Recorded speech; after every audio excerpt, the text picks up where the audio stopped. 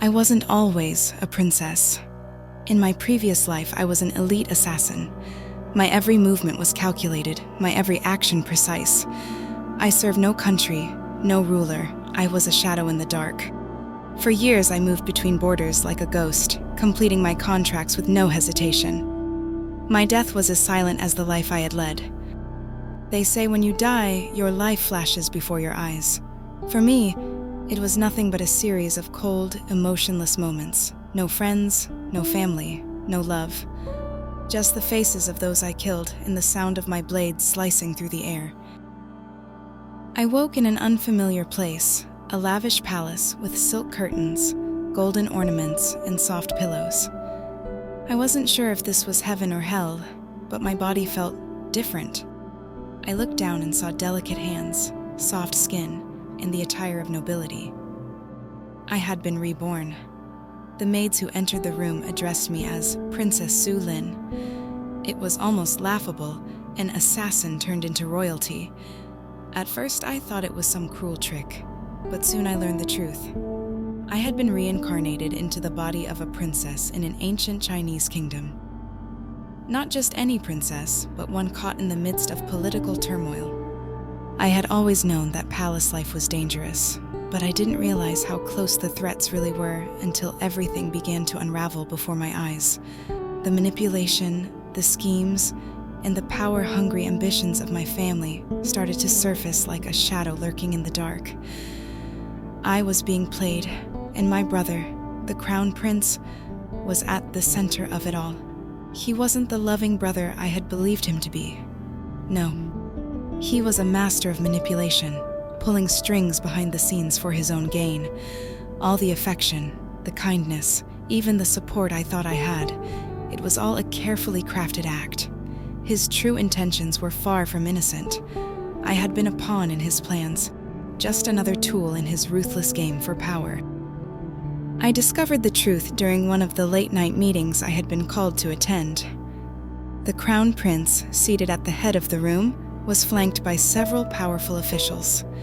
The topic of discussion? Marriage alliances. But this time, my name was being mentioned.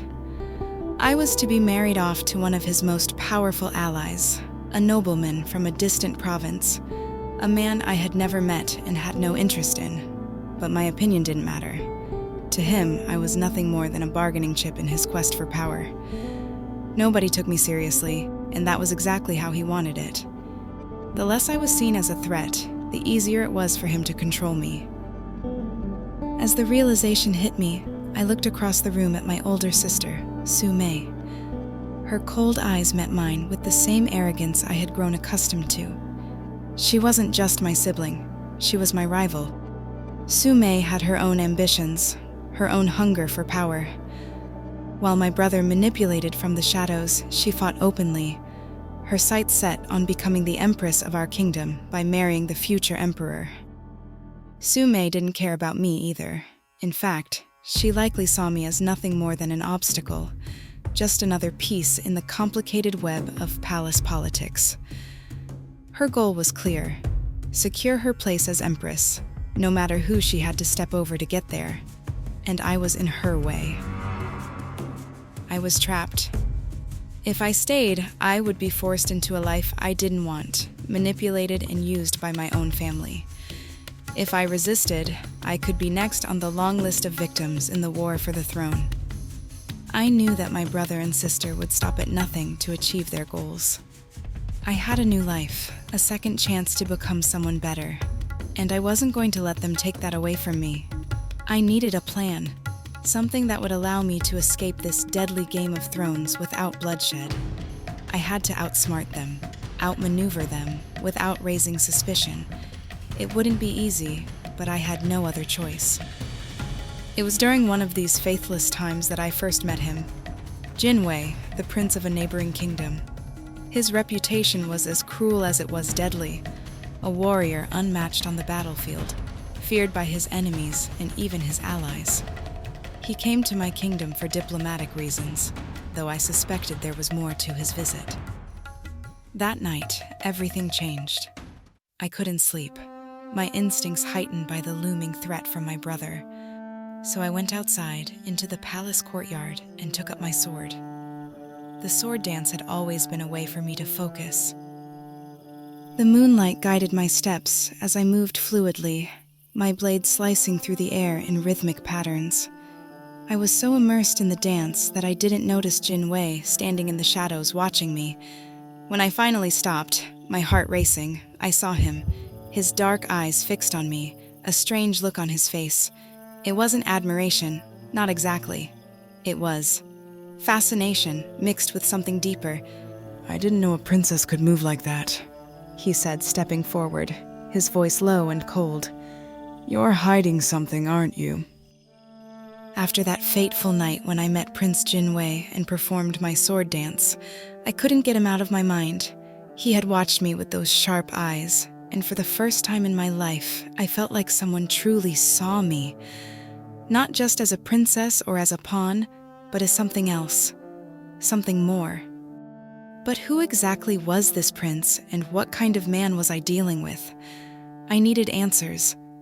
I started investigating Jin Wei and his kingdom. It didn't take long to uncover that the prince commanded the most formidable guard of swordsmen in all the eastern lands. His soldiers were known for their strength, precision, and loyalty.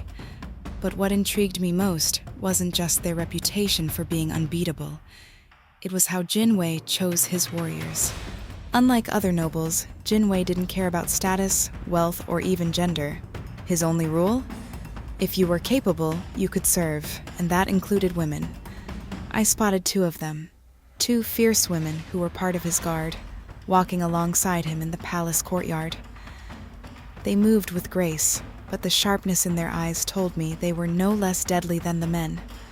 That's when it hit me. This could be my way out. My chance to escape the suffocating life of a princess trapped in a royal web of power and manipulation. So, I took a bold step. I requested an audience with Prince Jin Wei. When I entered the room, my heart was racing. He was seated at the head of the room, looking at me with that same intense gaze from the night of the sword dance. I gathered my courage and made my proposal. I am Su Lin, princess of this land, but I am also a swordsman, trained from a young age in the art of combat. I want to serve in your guard, under your command. His reaction was one of disbelief. He didn't think I was capable, but I was used to being underestimated. He gave me a chance to prove myself in a duel against one of his soldiers. Without hesitation, I accepted. The next morning, I faced off against one of his best soldiers in the courtyard. I could feel the weight of Jin Wei's gaze on me, but I pushed it aside. The soldier lunged at me, but I was faster. My movements were sharp, precise, and my blade danced in my hands like an extension of myself. Within minutes, I had him disarmed and on the ground. Silence fell over the courtyard. Jin Wei stood up slowly, his eyes widening with surprise. He saw something in me that he hadn't before. I bowed slightly, catching my breath. "Does that mean I've proven myself?" He smiled then, not a smirk this time, but a genuine smile. "Yes, you'll come with me to my kingdom, but there's one condition. You'll train with me every evening." Each evening after that, we trained together. Jin Wei was unlike any warrior I had ever encountered. His skill was unmatched, his strength evident in every movement. But what surprised me most was the depth of his experience. He had fought in wars, seen battles I could only imagine, and every scar on his body told a story. At first, our training was intense, focused only on swordsmanship. But slowly, something changed between us. During our fighting sessions, I began to feel a connection forming. His touch would linger for just a second too long when he corrected my stance. His gaze would hold mine just a little longer than necessary.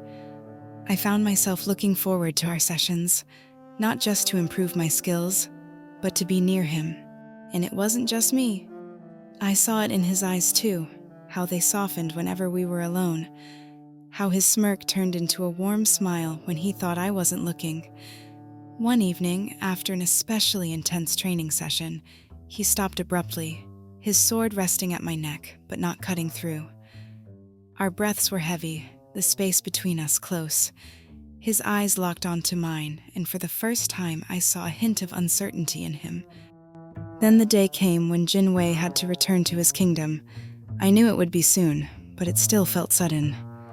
My heart sank at the thought of him leaving, but I nodded, unsure of what else to say. Prince Jin Wei told me he would have to return to his kingdom soon. Though I tried to hide it, my heart sank at the thought. A week later, he requested an audience with my father, the emperor. I didn't know what the discussion would entail, but something in me felt uneasy. My brother, Crown Prince Jun, and my sister, Su Mei, were also present, watching the discussion. During their meeting, Jin Wei asked for my hand in marriage. The room fell silent, and everyone, my father, my brother, my sister, was stunned. I too was taken aback, not expecting a proposal. I thought he would take me as a soldier. Su Mei looked furious, disbelief clear on her face. My brother Jun immediately viewed the situation as a political maneuver. But Jin Wei had already prepared a dowry, presenting it to the emperor, making it clear that there would be no room for negotiation. He expressed his belief that I would make a strong empress for his kingdom, and emphasized his intention to honor me with the highest title. After much discussion, the idea of the marriage was accepted. It was clear that the political alliance would be too powerful to ignore. Within a few days, the engagement was announced across the empire. As for me, I was overwhelmed, but also happy. I knew that by marrying him, I wasn't just escaping the palace or the clutches of my manipulative brother. I was also stepping into a new life, one where I could stand by Jin Wei's side as his equal, and perhaps one day as his empress. After the announcement of my engagement to Prince Jin Wei, he returned to his kingdom to handle pressing matters and prepare for our wedding. I reassured him everything would be fine, promising to wait for him patiently. He believed me, but I knew the palace was never truly safe, especially now that I was no longer useful to my brother, Crown Prince Yun. Losing his grip over me and realizing that the ministers would start to favor me because of my engagement, my brother devised a plan to eliminate me. One evening, while I was bathing, I noticed something off. The water smelled faintly different, and as I soaked in the bath, my body began to weaken. My muscles ached, and my breath became shallow. That's when I knew I had been poisoned. The poison of a dangerous snake had been mixed into the essential oils for my bath, designed to kill slowly, draining my vitality over time. But I wasn't the helpless princess my brother thought I was. Years of training as an assassin had taught me to be prepared. Hidden in my chamber was a set of antidotes for different kinds of poisons, and I immediately took the one for snake venom. The antidote saved my life, but the damage was done. The poison left me bedridden for days, my body fighting to recover. The royal doctor was shocked by my quick response and wondered how I even knew what had happened. But I said nothing, letting him think it was a mere stroke of luck. However, I knew it was no accident. The timing was too perfect. A few days later, a poisonous snake was found in my sister, Su Mei's palace. My brother had framed her, intending to get rid of both of us, his political rivals. Su Mei was imprisoned, but I knew the real threat was Jun. While she was arrogant and vain, Su Mei didn't actively seek my death. Jun, on the other hand, would stop at nothing to secure his future. Still weak from the poisoning, I began my own investigation, using the cover of night. I knew Jun had involved several palace servants in his schemes, and it wasn't long before I found one, someone who had been too careless. Cornering him, I used the interrogation techniques I had learned in my past life as an assassin. His resolve crumbled, and he revealed where I could find the evidence of my brother's treachery. I knew I couldn't face Jun alone. That's when I decided to visit Su Mei in captivity. Despite our differences, we had a common enemy, and I needed her. I offered her a deal. Together, we could defeat Jun. In return, I promised to leave her in peace once he was gone. I had no desire for the throne, I only wanted freedom. Surprisingly, Su Mei agreed. She understood that, with Jun out of the way, her path to becoming the Empress would be clear. With Su Mei's help, we gathered all the evidence of Jun's illegal dealings. It wasn't easy. Every move we made had to be cautious, every word spoken in whispers. But after days of careful planning, we had everything we needed to confront him. The day arrived. We presented the evidence to the Emperor. There was no way for Jun to talk his way out of it. He was arrested, his power stripped, and the ministers turned their backs on him. His plan had failed, and in his eyes, I saw the bitterness of regret. He had underestimated us. Just as it seemed everything was over, Prince Jinwei returned. He arrived with his soldiers, prepared for a battle he thought was still raging. Jinwei looked at me with a mix of relief and frustration. He had wanted to protect me, to save me. Still, he promised that from now on, I wouldn't have to fight. With him, I could finally be more than just a survivor. I could become a beloved woman and the empress of his kingdom. Later, Su Mei and I had a private conversation. We had never been close, but this ordeal had changed us both. She admitted that her hunger for power had blinded her, and for the first time, she expressed something close to regret. I told her that I hoped she would become the greatest empress her kingdom had ever seen, but that she should choose a husband out of love, not ambition. My brother's reign of fear was over, and as I looked ahead to my future with Jinwei, I knew I could finally leave behind the shadows of my past. The weight of survival was no longer mine alone to carry. With him, I had a chance at love, peace, and a new life.